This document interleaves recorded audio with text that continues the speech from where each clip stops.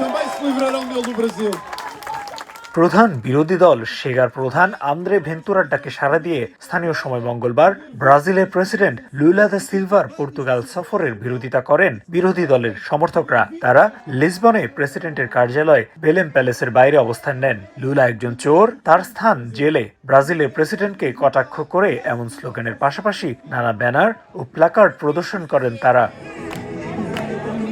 অভিবাসন, জেনোফোবিয়া সহ পর্তুগালের নানা ইস্যুতে ব্রাজিলের প্রেসিডেন্টের এই সফরের বিরোধিতা করে ডাকা বিক্ষোভে সরাসরি নেতৃত্ব দেন পর্তুগালের সংসদের প্রধান বিরোধী দলীয় নেতা আন্দ্রে ভেন্তুরা। প্রেসিডেন্ট অ্যান্তোনিও জোজে সেগুরোর সঙ্গে লুলা দা সিলভার পূর্ব নির্ধারিত বৈঠক ও সেগার বিক্ষোভকে ঘিরে উত্তপ্ত হয়ে ওঠে লিসবন। দুর্নীতি সহ লুলা ডি সিলভার বিরুদ্ধে থাকা নানা অভিযোগ তুলে ধরে বক্তব্য দেন আন্দ্রে ভেন্তুরা।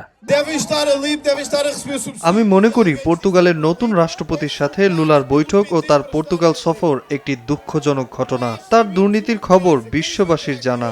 লুলার মতো রাজনীতিকদের জন্যই আজ ব্রাজিল অনেক দিক থেকে পিছিয়ে। আমরা তার এই সফরের নিন্দা জানাই।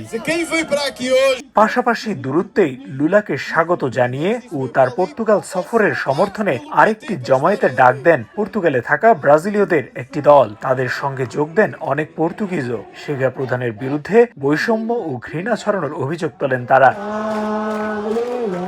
অনাকাঙ্ক্ষিত ঘটনা এড়াতে প্রেসিডেন্টের কার্যালয় সহ পুরো লিসবন জুড়েই কড়া নিরাপত্তার ব্যবস্থা করে কর্তৃপক্ষ।